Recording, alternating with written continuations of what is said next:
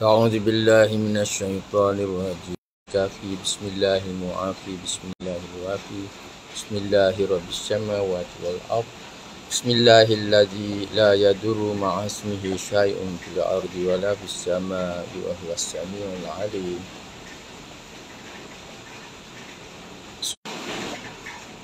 Rabbi syrah li sadri wa yassir li amri wahlul 'uqdatam min lisani yafqahu qawli. Amin ya rabbal alamin. Assalamualaikum warahmatullahi taala wabarakatuh. Salam Jumaat. Salam Jumaat yang penuh barakah. Salam penghulu segala hari buat sekalian sahabat siapa yang berada live FB live free untuk bicara mengenai rare remedies, remedi yang jarang-jarang diguna atau dipakai tetapi mungkin penting bagi kita dan terkadang-kadang kita ada juga remedi seperti yang kita bicara minggu lepas, iaitu berkaitan dengan harum trip. Harum trip itu bukan rare remedies. Biasanya ada dalam banyak buku-buku yang walaupun hanya bicarakan mungkin sekitar 100 atau 200 remedi, kebanyakannya akan bicarakan mengenai harum trip. Termasuklah material medika Dr. Tew yang berupa nota yang disediakan untuk pelajarnya, dia juga akan masuk harum trip. Dan dimaklumkan kegunaan harum trip itu secara ringkas, kalau kita rujuk kepada Dr. Tew, isu-isu berkaitan dengan koriza, discharge yang berjalur merah dan berair, hidung tersumbat, discharge-nya pedih. Itu antara yang disebut oleh guru-guru homeopati juga. Bahagian-bahagian penting kita sebut minggu lepas juga isu yang berkaitan dengan keadaan iritasi ataupun ketidakselesaan yang menyebabkan hidung mungkin tersumbat sehingga pesakit terpaksa bernafas menerusi mulut. Okey, ini harum trip ini bukan remedi rare. Kita tidak anggap remedi rare walaupun dia boleh jadi remedi rare. Tetapi kebanyakan pengamal homeopati di barat dan juga di timur memasukkan ia sebagai antara remedi utama. Ia berguna untuk alergi yang sakit di bahagian pangkal hidung, muka pecah-pecah, kalau ditiup angin sejuk, tidak ditiup angin sejuk pun, tapi seolah-olah rasa seperti ditiup angin sejuk, berterusan mengutil hidung hingga berdarah. Itu yang kita sebut. Tapi isu meleceh, isu apa kita sebut acridity, yang mana kedua bibir mungkin retak, penjuru mulut sakit, ada pecah-pecah, boleh guna harum trip yang kita sebut minggu lepas. Dan kita sebut harum trip itu adalah kerana kita ingin pair, kita ingin buat pairing ni apa? Kita ingin menduakan dia dengan harum dra. Kita sebut juga mengenai harum dracontium. Harum dracontium dulu kita sebut bahawa berguna untuk keradangan farinks, kerongkong yang rasa pedih, meleceh, lembut. So harum ni, simptom rasa pedih, meleceh, lembut, acridity ni merupakan simptom-simptom petunjuk bagi penggunaan harum dra ataupun harum trip. Kalau berkaitan dengan keradangan, serak, banyak mucus, ada mungkin asma juga boleh guna, kahak dia tebal. Itu harum dra yang kita sebut sebelumnya. Dan harum trip pun Dalam keadaan-keadaan tertentu, ia berguna juga dalam suasana kita batuk, keluar suara yang serak, parau. Tapi simptom membakar melecit itu adalah kita kata simptom kunci. Simptom kunci. Bahkan kita sebut sebagai clergyman sore throat pun boleh guna juga arum trip. Okey, sakit tekak penceramah. Kita sebut sakit tekak penceramah atau clergyman's sore throat kita sebut. Dan maknanya orang yang melarat bila dia bercakap, dia menyanyi, itu sesuai untuk arum trip. So, dua-dua arum kita sudah bicarakan. Satu yang kita klasifikasikan sebagai remedy rare, satu merupakan remedy yang tidak begitu rare. Okey, itu yang kita bicarakan seminggu, 2 minggu yang lepas. Saya pada minggu ini dan sekarang ni hari-hari terakhir ni kita dapati hujan. Hujan ni sentiasa. Sekarang menempuh hujan di tempat saya, mungkin di tempat anda juga. Hujan di sana hujan. Hujan turun tak berhenti dari pagi tadi, cuma tidaklah begitu lebat. Tapi ada polis datang memantau di sini. Lihat paras air sungai, takut dia naik. Okey. Itu kedudukan. So kalau dengar bunyi bising-bising itu adalah bunyi hentakan hujan. Kenapa saya bicara hari ini tidak hari Sabtu atau Ahad? Sebab esok saya ke Kota Baru. Ada urusan sedikit, urusan keluarga dan juga urusan hendak ke MRSM Kota Putera berkaitan dengan Jubilee. Student nak jumpa pengetua di sana dan saya juga akan berada di sana untuk 3-4 hari.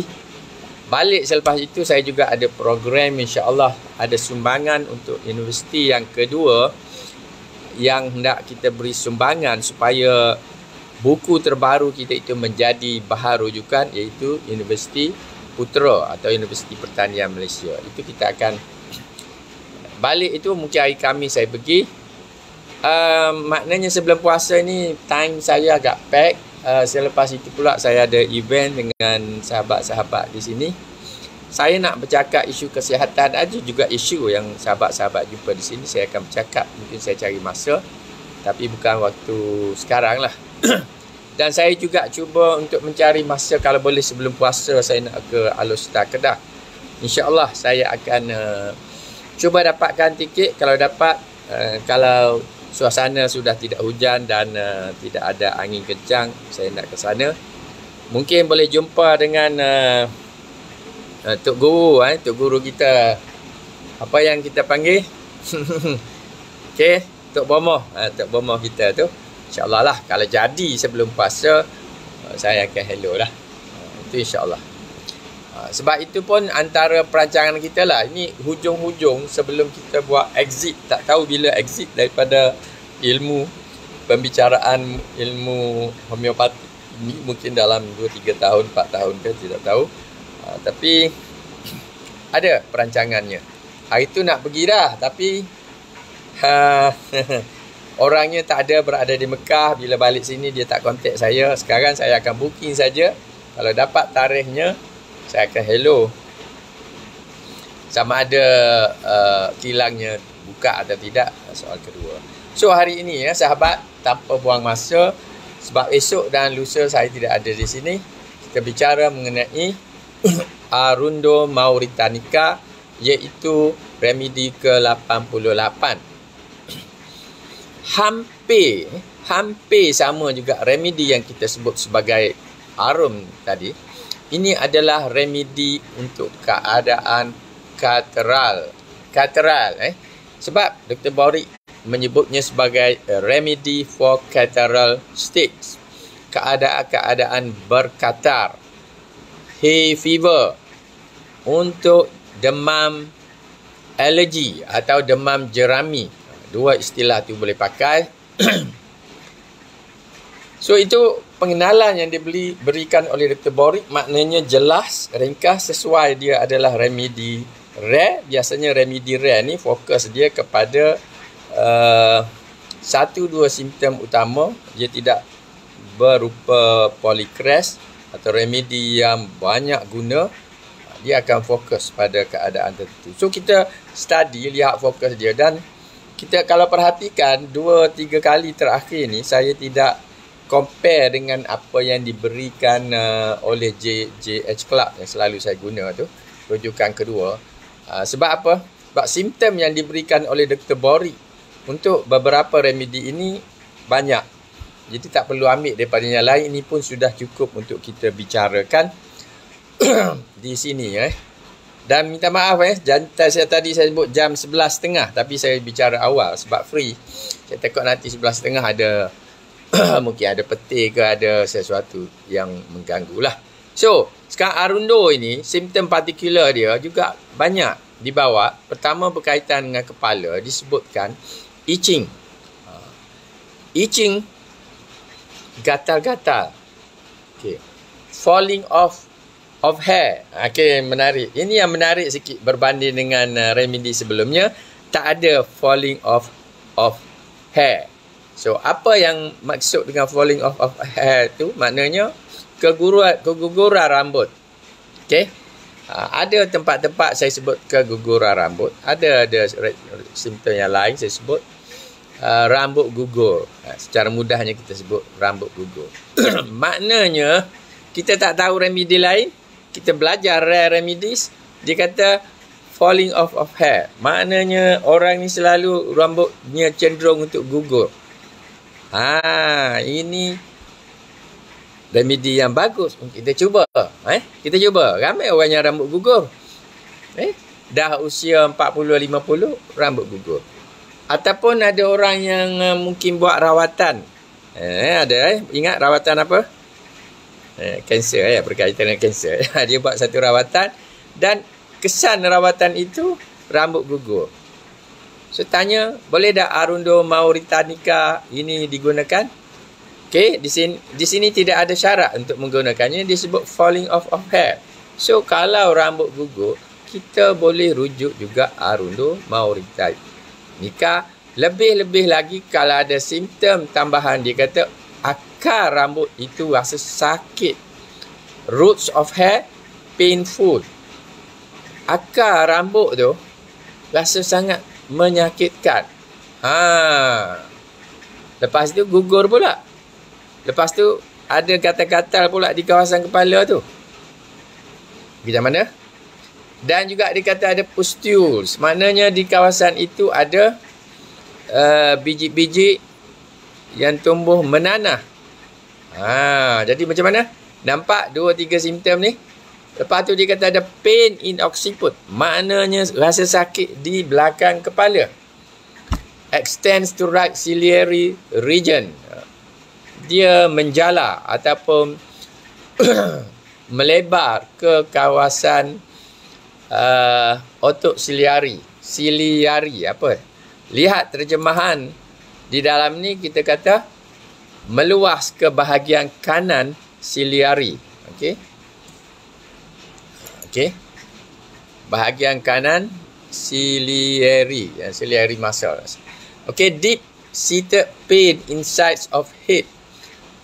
Sakit yang berakar umbi mendalam, sakit yang berakar umbi dalam, di dalam sebelah kepala, sides of head, sebelah. Tak sebut kiri atau kanan, sebelah kepala. So kita lihat beberapa simptom ni. Kalau kita dapati seseorang tu rambut gugur, dia rasa sangat sakit di akar-akar rambutnya, ada di kepala itu ada tumbuh pustul, ada rasa sakit di bahagian belakang kepala yang mengembang hingga ke kawasan ciliary kanan, sebelah kanan lah, kanan. Saya ni kanan sini. Lepas tu rasa sakit sangat di dalam sebelahan kepala.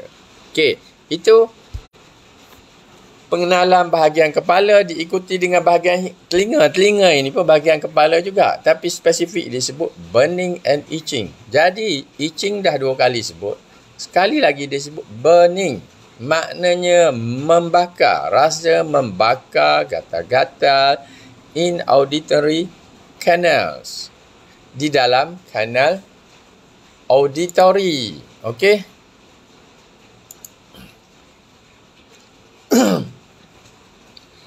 Okey, ini berkaitan dengan telinga. So, di kawasan lubang telinga tu ada gatal-gatal, ada eczema di belakang telinga. Okey, kawasan telinga. Tapi perhatikan, topik dia, simptom partikular dia, kata telinga tapi membakar dan gatal-gatal dalam telinga, kanal auditory, dan di belakang telinga. Di belakang, bahagian luar, di belakang ada juga eczema. Maknanya ada gatal-gatal. Banyak simptom eczema ni tak menentu. Kadang-kadang ada nampak gatalnya mungkin pecah dan mungkin berair. Itu eczema. Dia ada pelbagai jenis. Tapi dia kata maknanya eczema itu ada di belakang telinga. Okey. So, hidung, bahagian hidung, simptom partikular ni seperti yang disebut di bahagian pengenalan. Maknanya ada hay fever, pesakit mengalami demam jerami yang bermula dengan rasa membakar. Okey, telinga sebut membakar, hidung pun sebut membakar. Dan gatal-gatal di lelangit hidung. Ada dan di konjungtiva juga gatal-gatal. Okey, sekarang kita dapati dua simptom sudah dua kali disebut. Bahagian telinga disebut membakar dan gatal-gatal. Bahagian hidung pun ada gatal dan membakar yang bermula ketika nak datang demam alergi. Dan gatal-gatal itu mengganggu lubang hidung. Dia mengacau lubang hidung, bahagian lelangit mulut. Baik lubang hidung ke dalam ni, dia dekat dengan lelangit mulut. Bahagian itu yang gatal-gatal. Ada koriza, maknanya hidung berair. Tapi satu lagi simptom yang bagus juga kita belajar di sini, deria bau dia hilang. Okey, koriza, deria bau hilang. Perhatikan, semasa COVID-19 itu ramai pesakit bila dia rujuk kepada saya, dia kata dia hilang bau. Maknanya deria bau dia hilang. Tak ada bau, tak ada rasa apa pun. Dia nak makan pun tak rasa. Dia tak rasa lah. Bau apa yang dia nak makan tu dia tak rasa. Dia dah hilang. Deria bau dia sudah tak macam seperti tak berfungsi. Gangguan kerana COVID-19. Ada banyak ada. Kes seperti ini So, pesakit mungkin bersin, mungkin gatal pada lubang hidung. Gatal korek-korek dia bersin. Gatal korek-korek dia bersin. So, itu bahagian hidung, itu penting sebab ini adalah remedi bagi situasi catarrh. Ada keradangan di bahagian dalam lubang hidung. Itu isu arundo. Dekat juga dengan apa yang kita sebut tadi, arum trip dekat juga. Dekat juga dengan yang kalau kita bicara mengenai allium cepa. Dekat juga dengan arsenicum. Ini dekat-dekat ni. Simptom-simptom yang berkaitan dengan hidung ni dekat-dekat semua. Bahkan dengan natrium mur pun dia dekat. Bila ada bersin, ada gatal lubang hidung tu dia dekat.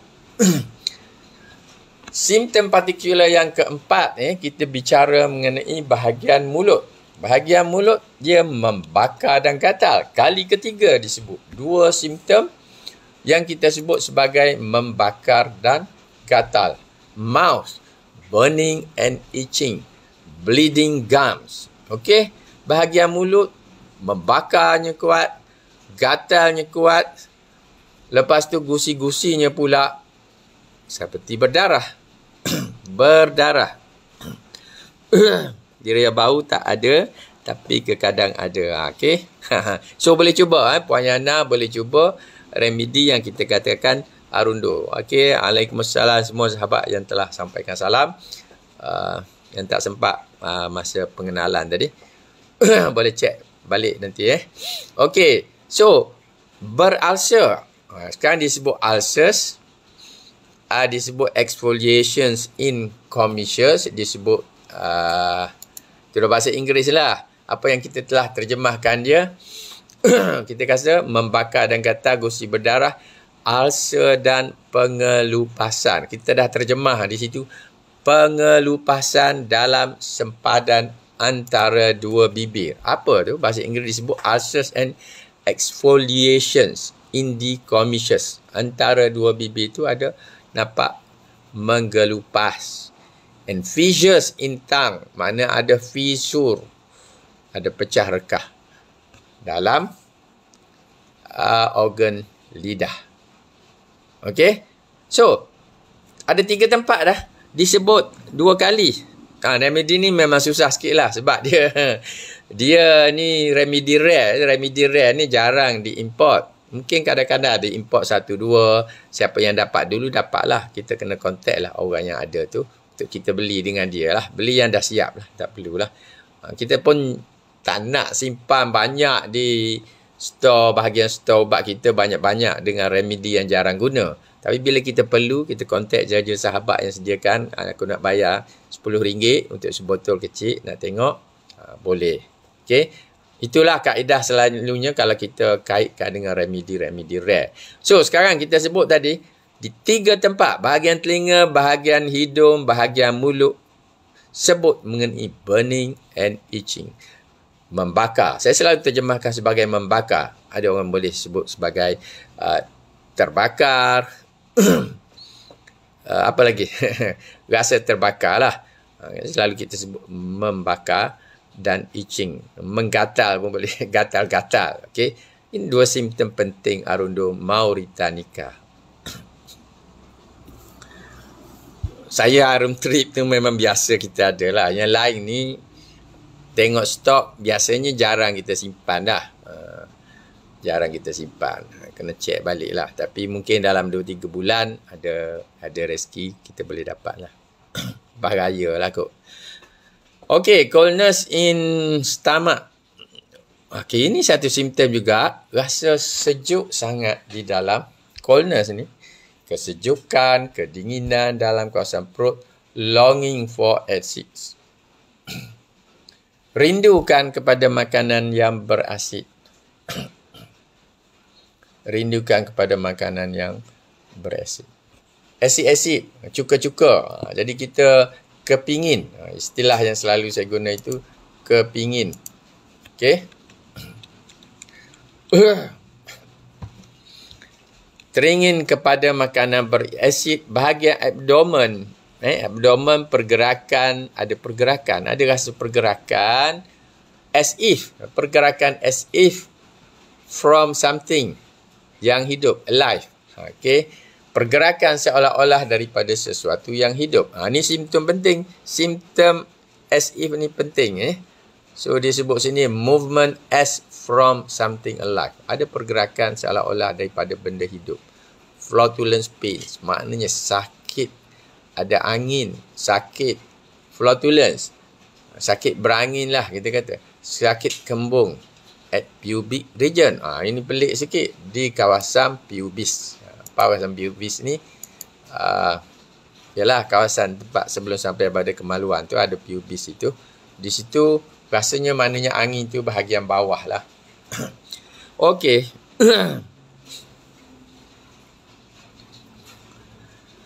Okey, greenish. Dia kata stool berkaitan dengan najis ni pula. Tahi kita berwarna kehijauan. Burning at anus. Membakar. Sekali lagi disebut membakar. Kali keempat, Dr. Borik nyatakan membakar pada anus. Tempat kita buang air itu bukan saja najisnya keluar hijau, tapi rasa membakar di situ. Dan kalau kanak-kanak, dia mungkin ada cirit-berit. Kanak-kanak yang dirawat. Sebab dia sebut nursing children. Maknanya kanak-kanak yang masih dalam penjagaan. Tiba-tiba dia diarrhea. Dia alami cirit-berit. Arundo mauritanica boleh dipilih antara chamomilla, calcarea fos dan arundo. Lebih jelas nak guna arundo, tengok rupa najis, kehijauan, tengok bahagian anus, tanya bahagian anus, bahagian ni kalau disebut terbakar, membakar, itu istilah penting bagi arundo mauritanica ini. Bahagian urin, simptom partikular yang seterusnya, bahagian air kencing juga membakar. Kali berapa? Kali kelima dah disebut simptom burning. Dan dikata red sediment. Maknanya ada keladak warna merah. Mungkin ada pendarahan. Mungkin tidak. Tapi warna merah disebut. Okey. So, Dr. Borik sebut di situ dalam kurungan yang dekat dengan arundo bila sedimen dia merah ialah laiko. Okey. Laiko atau arundo. Okey.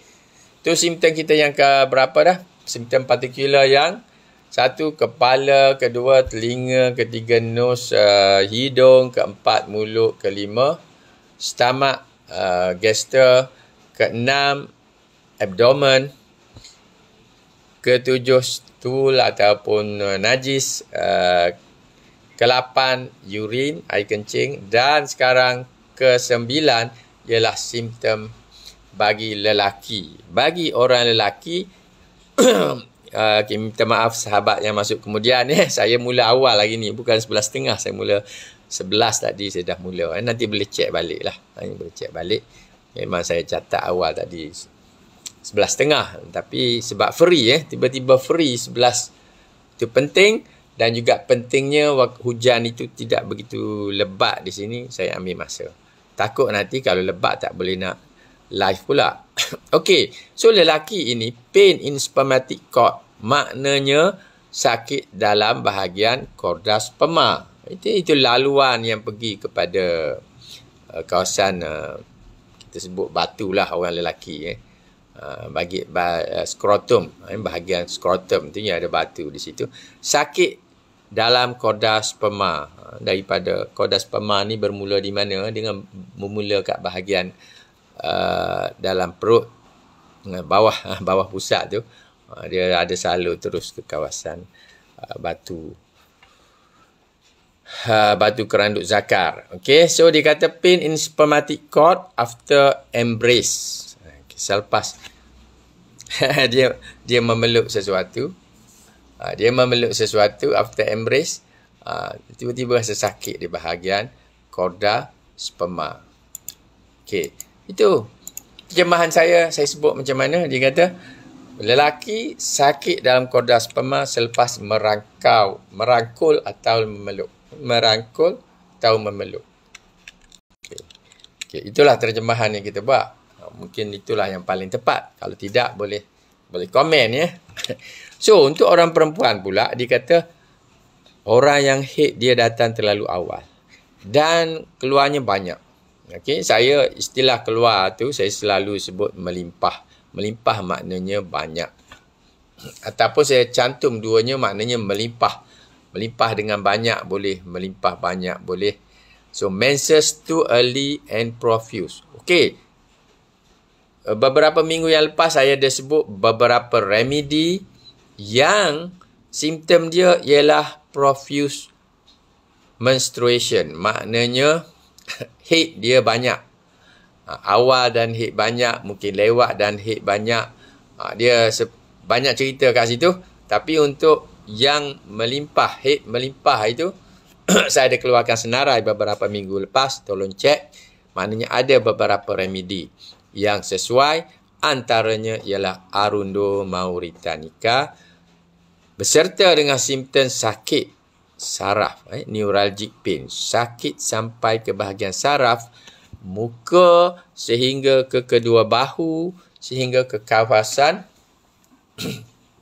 pubic, kawasan yang kita sebut tadi, kawasan pubis, kawasan tundun lah tu. Dan ada tadi kita sebut mengenai angin, ada angin kawasan itu juga. So, simptom kepingin, simptom rasa keinginan kepada sesuatu, desire orang perempuan. Mungkin desire itu berkaitan dengan seksual, tapi beserta dengan itu ada pruritus vagina. Okay? Vaginal pruritus. Mana kawasan itu ada juga simptom gatal-gatal. Seperti kita sebut tadi, di beberapa tempat ada dua simptom penting untuk remedi ini. Satu, burning. Yang kedua, itching. Pertama ialah membakar. Yang kedua ialah gatal-gatal. So, bahagian vagina juga ada simptom seperti itu. So, bahagian respiratory, bahagian pernafasan ada dyspnea. Okey, ada masalah pernafasan, dia ada batuk-batuk dan bila dia mengkahakkan kahaknya keluar warna kebiruan. Dan sambungannya disebut burning and pain in nipples. Ada simptom membakar, ada simptom sakit dalam puting dia. Dalam puting susu dia itu ada rasa membakar. Sesuatu yang membakar dan rasa sakit. Okey. Ya. Maknanya burning ini paling banyak dalam simptom partikular dia. Dan bersama dengan itu juga ada yang kadang-kadang kita sebut pain, kadang-kadang kita sebut itching. Ada gatal-gatal di kawasan tersebut. Okey. Sekarang kita lihat simptom seterusnya berkaitan dengan ekstremiti, kawasan kaki dan tangan. Apa yang disebut, mula-mula sekali disebut bagi simptom ini dikata itching. Maknanya ada lagi gatal-gatal. Burning. Ada lagi membakar. Edema of hands and feet. Maknanya ada bengkak. Bengkak edema bahagian tangan dan kaki. Bahagian ekstremiti ni. Ada edema tapi penting membakar, gatal-gatal. Itu simptom penting sejak dari awal yang kita sebut tadi. Dan burning and swelling of soles. Okey, sekali lagi timbul bengkak tu, edema tangan dan kaki tu dia juga ada swelling of soles. Maknanya bahagian tapak kaki pun ada seperti membengkak, tapi penting sekali di situ ada burning. Okey, membakar. Terbakar. Bolehlah mana-mana nak terjemah boleh, tapi kebanyakan buku yang saya terjemahkan saya sebut membakar. Bukan tak sengaja, dia sengaja akibat sakit. Dia berlaku akibat sakit. Burning, rasa membakar. Terbakar pun boleh jugalah. Copious and offensive sweat of feet. Berpeluh. Perpeluhan di kaki-kaki dia itu offensive, makna berbau kuat atau berbau busuk. Dan copious, maknanya banyak. Okey? Maknanya banyak. Okey? Boleh? Okey, ini bahagian ekstremiti. Maknanya kedua tumit ada rasa membakar dan bengkak. Pada kaki, peluhnya melimpah dan berbau busuk. Itu terjemahan saya ada di situ. Kulit, bahagian kulit ada eczema juga disebut. Okay, kulit ni maknanya tak kira di mana-mana. Dia kata ada eczema, rasa gatal dan merayap-rayap. Terutama pada dada ekstremiti atas. Dan sekali lagi, kali kedua disebut ni, fisur dalam jari jemari dan kedua tumit. Maknanya ada rekah-rekah di jemari, jari jemari dia dan juga di kedua tumit. Ada simptom rekah-rekah di situ. Okey? Simptom penting ni, rekah-rekah ni, boleh cuba guna. Seperti juga kita boleh cuba guna kalau ada simptom yang kita sebut tadi, bahagian kepala, bukan saja gatal, bukan saja akar rambut dia sakit, tapi rambut gugur. Okey, walaupun tak disebut kerak, maknanya remedi ini boleh dicuba bagi seorang yang mengalami rambut gugur. Dan juga sekiranya dia mengalami peluh yang banyak di bahagian kaki dan berbaunya sangat busuk. Apalagi kalau dia ada simptom gatal dan membakar. Membakar ini dah berapa kali kita sebut. So, last kali simptom partikular bahagian kulit. Bahagian kulit. Bahagian kulit. Eczema. Okey, sekali lagi disebut. Maknanya remedi ni boleh dicuba untuk eczema. Dia tak beri simptom yang jelas. Apakah eczema ni jenis berair ke? Merekah dia ada sebut sikit. Ada fisur dia ada sebut sikit. Gatal-gatal ada, membakar ada. Dia boleh jadi eczema dengan simptom membakar, dengan simptom gatal-gatal dan merayap-rayap. Bahagian kulit ni dia jadi cerita pula tempat itu rasa gatal dan rasa ada benda merayap. Okey, ini menarik ni. Ada orang bila dia tempat dia tu rasa gatal, dia rasa ada benda merayap. Okey. Ada beberapa remedi yang juga berkait dengan simptom merayap-rayap. So, sekarang kita jumpa satu remedi rare yang bagus bila ada pesakit yang mengalami eczema, dia ada rasa gatal dan merayap-rayap, boleh guna. Apa lagi, dia ada banyak simptom membakar seperti yang kita sebut sebelumnya. Tapi bahagian kulit sini, dia hanya sebut eczema, rasa gatal dan merayap-rayap, terutama pada dada, ekstremiti atas, maknanya bahagian lengan tangan ni, ada simptom eczema, gatal dan merayap. Ada fisur dalam jari jemari dan kedua tumit. Okey. Hubungan berkaitan dengan remedi ini boleh rujuk Antoxanthum. Okey, ubat popular untuk demam jerami dan koriza. Ini juga remedi rare. Kita tak jumpa remedi ini. Bahkan hanya disebut di bahagian perbandingan saja dalam buku Dr. Borik. Boleh banding dengan Lodium. Lodium, betulkah nama remedi ni? Cek. Ya, asal dia dalam bahasa Inggeris disebut Lodium. Betul lah. Ada remedi. Maknanya ini adalah remedi rare juga. Ada Sipa. Ini merujuk kepada alim Sipa. Ada Sabadilla. Ada Silika. Kita tahu Silika apa, ada remedi, merupakan remedi yang bagus untuk kulit-kulit yang berpustul especially. Dos. Okey, dos berapakah nak guna untuk remedi ini? Potensi ke-3 hingga ke-6. Saranan Dr. Borik. Maknanya kalau tak ada potensi ke-6, kita boleh cuba 12 dan 30. Itu saranan saya. Tak perlu pergi pada tinggi. Dia tak banyak simptom mental di sini. Cukup antara potensi 3 dan 30. Kita guna remedi ini. Saya percaya remedi ini boleh dapat. Kita boleh order di mana-mana bank import. Kalau dia tak ada, minta dia order. Kita boleh dapat. Potensi mungkin ke-6 cantik lah. Potensi ke-3 kita tak pasti. Okey. So, itu dosnya. Okey, tadi kita telah mula ya sahabatnya. Sebab kita mula awal tadi, saya cerita sedikit, ulang balik mengenai arum Dracontium dan juga arum triphyllum. Okey, dua-dua itu kita ulang balik. Saya cerita sikit sebelum kita masuk kepada remedi Arundo.